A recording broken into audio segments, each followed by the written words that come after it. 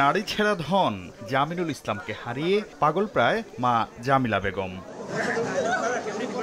১৩ বছর বয়সী জামিনুল নিখোঁজ হন ঢাকার সাভার থেকে। রাজীব আলী ও জামিলা দম্পতির দাবি, বৈষম্য বিরোধী ছাত্র আন্দোলনের সময় হত্যা করা হয়েছে তাদের সন্তানকে। তাই সোহরাওয়ার্দী মেডিকেল কলেজ হাসপাতালের মর্গে থাকা বেওয়ারিশ লাশটি তাদের সন্তানের। আমাদের দাবি, আমাদের তো যেটা আপনার চলে গেছে, মনে করেন আমার একটা বিচার আছে, একটা নীতি বিচার আছে যে আমার সন্তান কোথায় আছে।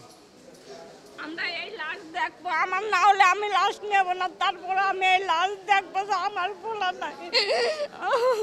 এই লাশেরই দাবিদার মোহাম্মদপুরের ১৩ বছর বয়সী শিশু শামীমের অভিভাবকরাও। তারা বলছেন, সুরতহাল প্রতিবেদনের তথ্য দেখে তারা ধারণা করছেন বেওয়ারিশ লাশ হিসেবে মর্গে থাকা মরদেহটি শামীমের হতে পারে। ৫ তারিখের থেকে পর্যন্ত আমরা অনেক জায়গায় খোঁজ খবর লইছি, অনেক হাসপাতালে গেছি, গেছি, খোঁজ পাইনি। কালকে খবর পাইছি যে হাসপাতালে লাশ আছে 2টা, হেয়ার লাগে আমরা এই হাসপাতালে আসছি।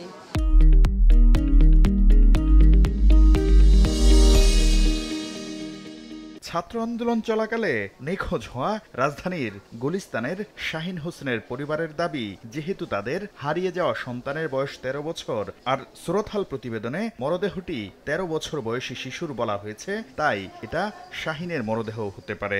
কাটিংয়ে এমনকি চেহারায় মোটামুটি এটা পরিবেশে আসে। এই হিসেবে আমরা আজকে 3 দিন করতে আসি। হাসপাতাল কর্তৃপক্ষ জানিয়েছে, লাশের দাবিদারদের ডিএনএ নমুনা সংগ্রহ করা হয়েছে।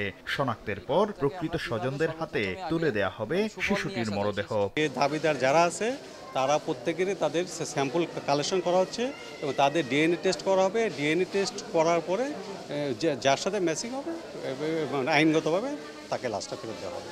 এদিকে বেওয়ারিশ লাশের দাবিদার স্বজনদের সঙ্গে সার্বক্ষণিক যোগাযোগ সহ আহতদের চিকিৎসা নিশ্চিত করতে কাজ করছে বৈষম্য বিরোধী ছাত্র আন্দোলনের স্বেচ্ছাসেবীরা। হাসপাতাল কর্তৃপক্ষের সাথে কথা বলেছি, তারা আমাদেরকে নিশ্চয়তা দিয়েছে যে তারা ডিএনএ টেস্টের মাধ্যমে একবার সঠিক যে ব্যক্তি তার কাছে লাশগুলো হস্তান্তর করবে। বিশেষ ব্যবস্থায় আহত শিক্ষার্থীদের চিকিৎসা সহ ৯০ দিনের মধ্যে স্বাস্থ্য খাতে দৃশ্যমান পরিবর্তন আসবে বলে স্বাস্থ্য অধিদপ্তরের দেয়া প্রতিশ্রুতির বিষয়টিও মনিটরিং করছে বৈষম্য বিরোধী ছাত্র আন্দোলন। শাকির আহমেদ, সময় সংবাদ, ঢাকা।